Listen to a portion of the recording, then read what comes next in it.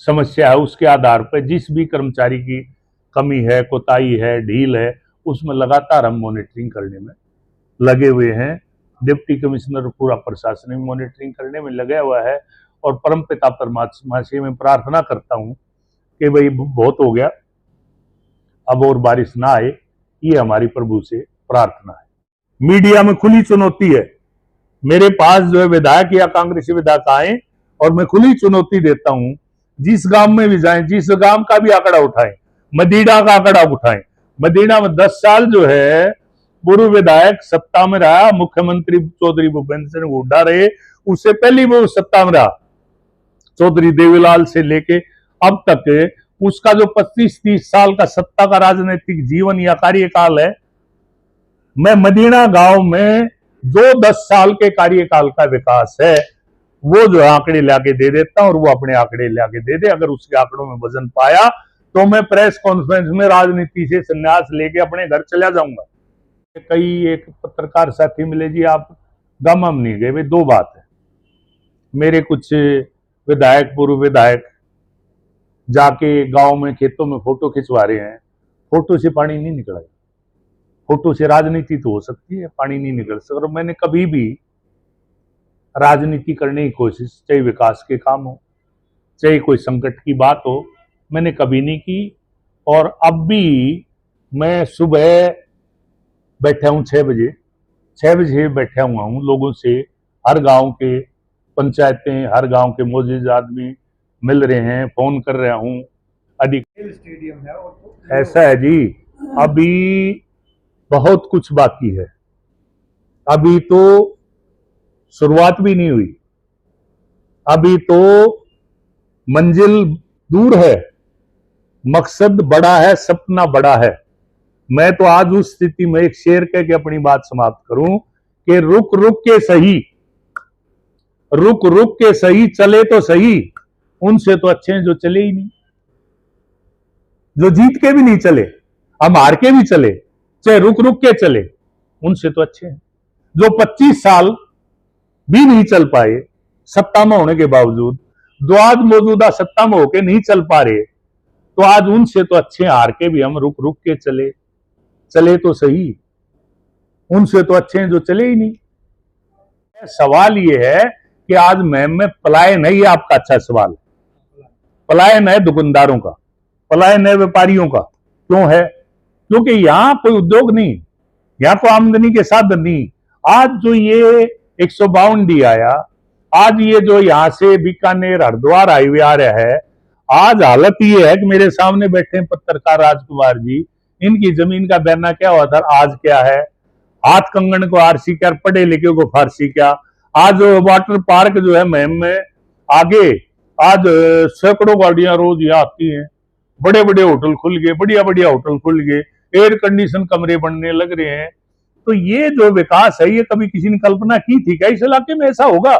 ये हमारी जो भारतीय जनता पार्टी की सोच है, जो हमारी महम 24 हेडगामा के योद्धाओं की 2009 से लगातार लड़ाई और सोच है, ये आज उसका परिणाम है, उसका जो सपना है, आज जमीन पर उतरते हुए जो मैं देखता हूं तो मैं अपनी हार को भूल जाता हूं।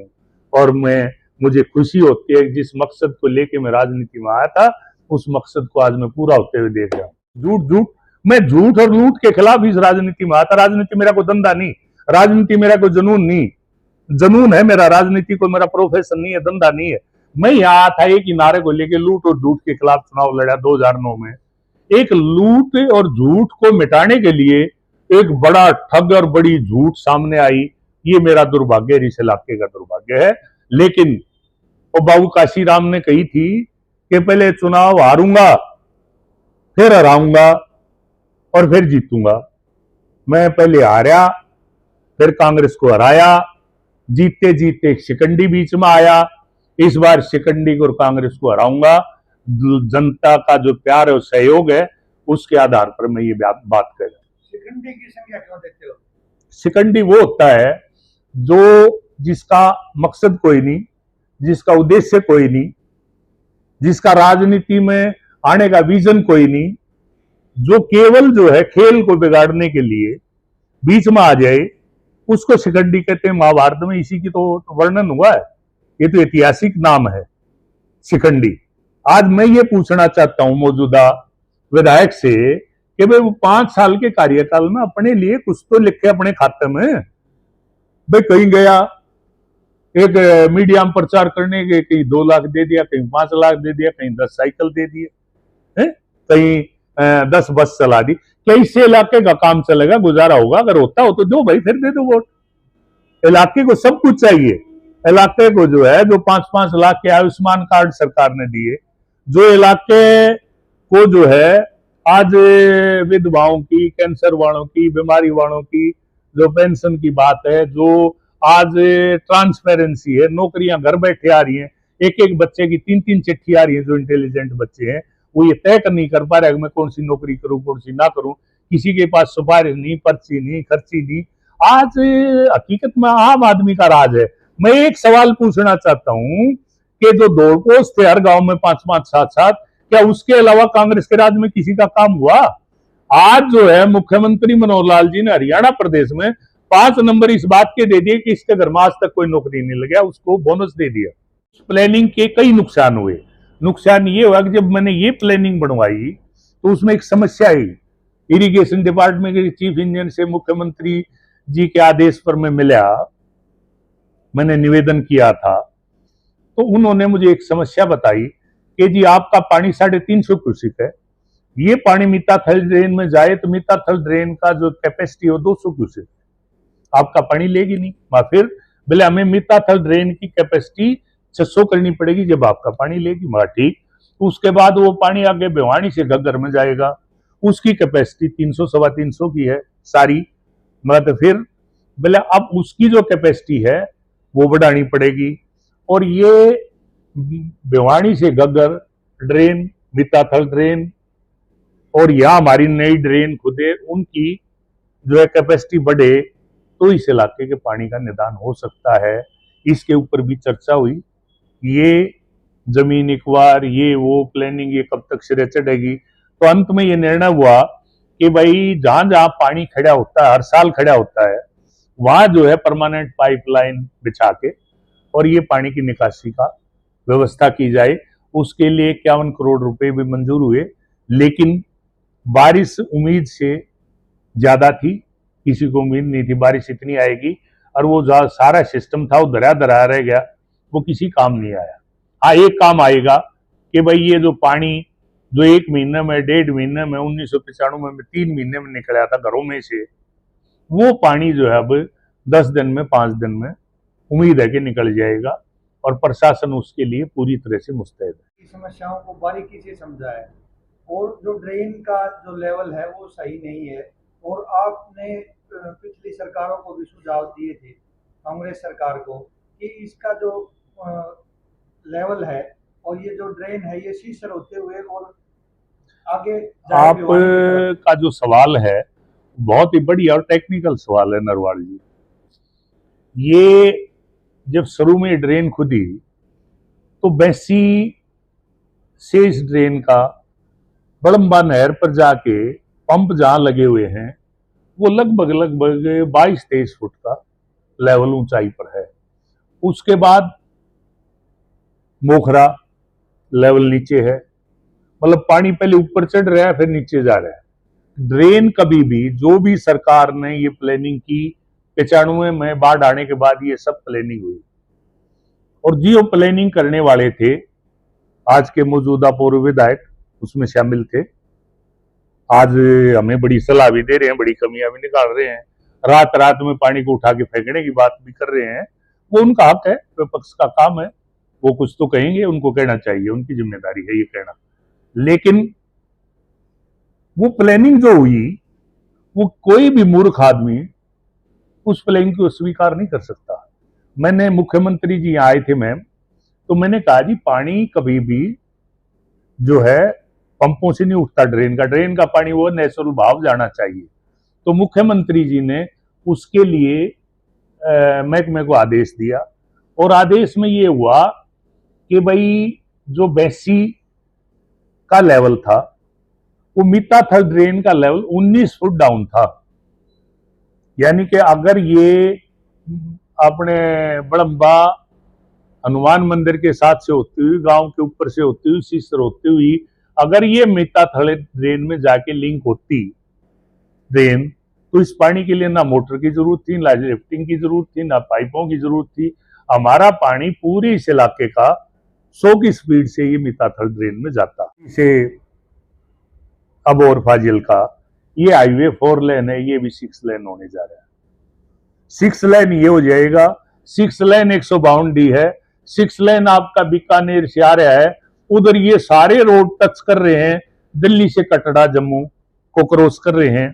तो मैं ये कहता हूं कि जितने भी आने वाले 5 सालों में जितने भी गोदाम आएंगे, कंटेनर गोदाम आएंगे, कंपनी अपनी गोदाम बनाएंगे, फैक्ट्रियां लगाएंगे, इसके साथ साथ रेल लाइन की भी परियोजना है आने की। ये सारी चीजें जो हमारे जहन में हैं और जो हमने सपना सोचा था, वो उससे कहीं आगे मोदी जी की सोच है, उससे कहीं आगे बढ़ के मनोहर लाल जी ने इनको साकार करने का काम किया। और इसके लिए मैं, लोग तो कुछ भी कहेंगे, आज जो विपक्षी हैं तो सरकार में नुक्स निकालते हैं।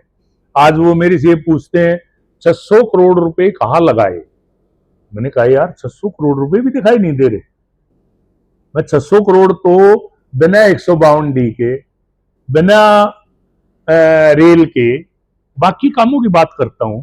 इनको ना तो मेम का विकास दिखाई देता, ना गांवों का इनको विकास दिखाई देता, ना इनको कई वाटर वर्क्स पे काम होने लग रहे हैं ये दिखाई देते, ना इनको 24 का चबूतरा दिखाई देता, ना इनको पशु अस्पताल 1881 का बना हुआ था, इन्फेक्शन हो जाता तो पशुआना वो दिखाई देता। आज हमने ज्यादातर कम्युनिटियों के कम्युनिटी सेंटर बनाए, हमने तालाबों का नवीकरण के लिए काम चल रहा है।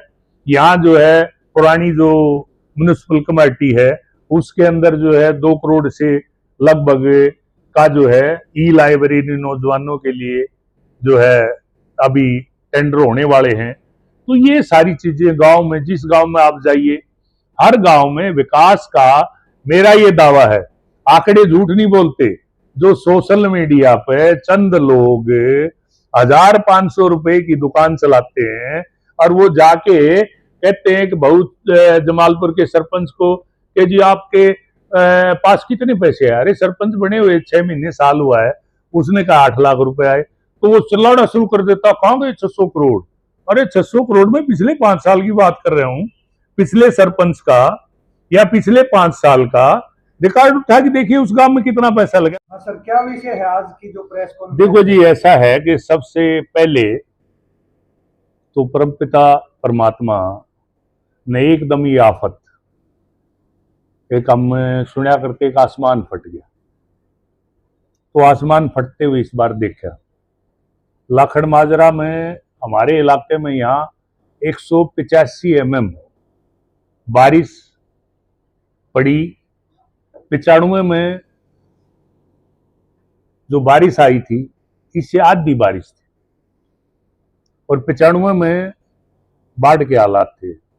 और हालात ये थे कि नेशनल हाईवे भी 1 महीना 1.5 महीना बंद रहा था, लोग बाय इधर खेतों से पैदल होके निकलते थे, ये हालात थे। अब जो ही ये पानी पड़ा, सरकार पूरी तरह से, डिप्टी कमिश्नर से रात को मेरी परसों 2 बजे बात होती है, जाग रहे हैं, एक्शन 2 बजे जाग रहा है, मैं भी जाग रहा हूं, और पूरा एक्शन में सरकार और प्रशासन आ जाता है और जो भी संभव है उस पर लग गए। उसके बाद कल मुख्यमंत्री जी ने एक सर्कुलर जारी किया। कल मैंने चेयरमैन ब्लॉक समिति लाखड़ माजरा, बीडीओ, नायब तहसीलदार, उन सब की मीटिंगें ली, और यहाँ बीडीओ मैम और चेयरमैन मैम, रोहतक चेयरमैन से, डिप्टी कमिश्नर से, चीफ इंजीनियर से, एक्शनों से, ड्रेनेज से, इरिगेशन से, सबसे बातचीत कल सारा दिन होती रही। और हम इस व्यवस्था में लगे रहे कि वे पानी का समाधान जल्दी से जल्दी, अचानक जो ये आफत आई है इसका क्या समाधान निकले।